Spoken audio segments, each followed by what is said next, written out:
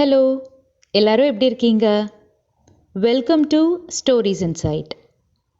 இன்னைக்கு நம்ம பார்க்க போகிற கதையோட பேர் ராஜாவின் பேராசை. வாங்க கதைக்குள்ளே போகலாம்.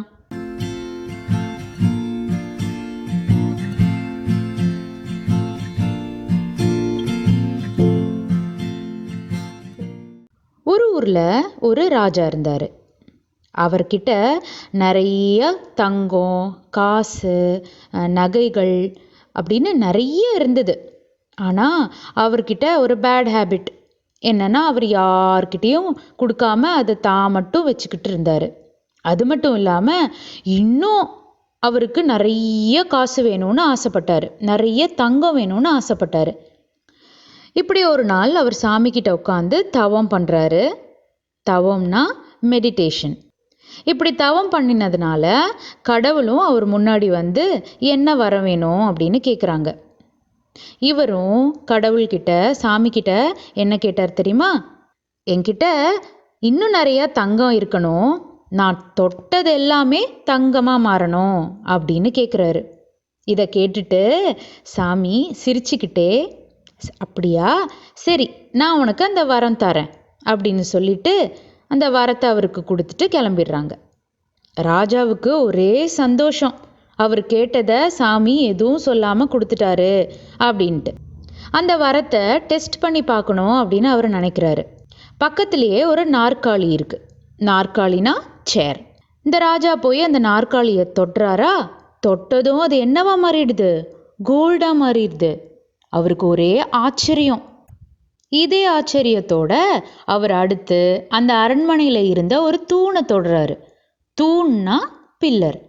அந்த பில்லரை தொட்டதும் அந்த பேலஸே ஃபுல்லாக கோல்டாக மாறி ரொம்ப அழகாக இருந்தது. இதை பார்த்ததும் அவருக்கு சந்தோஷம் தாங்கவே இல்லை. ரொம்ப குஷியில் அங்கேயும் இங்கேயும் ஓடிட்டு சந்தோஷப்பட்டுட்டு இருந்தார். ஆனால் பாவம், அவருக்கு அந்த சந்தோஷம் ரொம்ப நேரம் இருக்க போகிறது இல்லைங்கிறது தெரியல.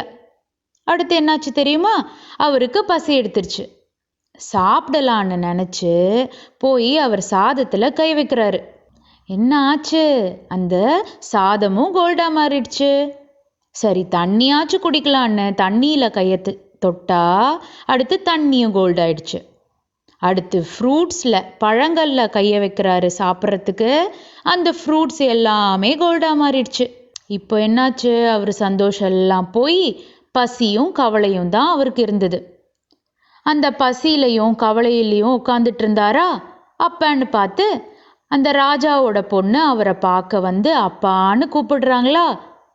இவர் அந்த பொண்ணை பார்த்து சந்தோஷப்பட்டுட்டு அவரை மறந்து அவருக்கு இருந்த டயர்ட்னஸ்ல அந்த பொண்ணையும் தொட்டுடுறாரு. பாவம், அடுத்து என்னாச்சு? அந்த பொண்ணும் இப்போ கோல்டா மாறிட்டா. ராஜாவுக்கு அழுகையே வந்துடுச்சு. இப்பதான் தான் எவ்வளோ பேராசையோடு இருந்தோம் அப்படிங்கிற தப்ப அவருக்கு புரியுது. அழுதுட்டே சாமிக்கிட்ட மறுபடியும் தவம் இருக்காரு. சாமி மறுபடியும் வராங்க. வந்து ராஜா கிட்ட, என்ன ராஜா, நான் நீ கேட்ட வரத்தை தந்தேனே, நீ ஹாப்பியாக இருப்பேன்னு பார்த்தா அழுதுட்ருக்கியே அப்படின்னதும் ராஜா சொல்கிறாரு, சாமி என்னை மன்னிச்சிடுங்க, நான் இப்போ தான் என்னோட தப்பு என்னன்னு தெரிஞ்சுக்கிட்டேன். எனக்கு இந்த சக்தியே வேண்டாம், அதை நீங்கள் ப்ளீஸ் என்கிட்ட இருந்து எடுத்துடுங்க அப்படின்னு சொல்கிறாரு. அப்படின்னு கெஞ்சி கேட்குறாரு. உடனே சாமியும் அவர் தப்பு செஞ்சதை உணர்ந்துட்டாரு அப்படிங்கிறத தெரிஞ்சுக்கிட்டு அந்த சக்தியை திரும்பி எடுத்துட்டு போயிடுறாங்க. இப்போ தங்கமாக மாறின ராஜாவோட பொண்ணு திரும்ப வந்துடுறாங்க. அன்னிலிருந்து ராஜா அவரோட நாட்டு மக்களுக்கு தாங்கிட்ட இருந்த பொருட்கள், தங்கம் எல்லாத்தையும் ஷேர் பண்ணிக்கிட்டு சந்தோஷமா அவரும் இருந்தாரு, அவரோட நாட்டு மக்களும் இருந்தாங்க. இந்த கதையிலிருந்து நம்மளுக்கு என்ன தெரியுதுன்னா, நம்மக்கிட்ட இருக்கிற திங்ஸை வச்சுக்கிட்டு ஹாப்பியாக இருக்கணும். அது வேணும் இது வேணும்னு அடம் பிடிக்கக்கூடாது. சரியா? இந்த கதை உங்களுக்கு ரொம்ப பிடிச்சிருக்குன்னு நான் நினைக்கிறேன். இன்னொரு நாள் இன்னொரு கதையை நான் உங்களுக்கு கண்டிப்பாக சொல்கிறேன். உங்களுக்கு இந்த கதை ரொம்ப பிடிச்சிருந்ததுன்னா கமெண்ட் பண்ணுங்கள், இந்த வீடியோவை லைக் பண்ணுங்கள். சப்ஸ்கிரைப் பண்ணலைன்னா கண்டிப்பாக இந்த சேனலை சப்ஸ்கிரைப் பண்ணுங்கள். பாய்.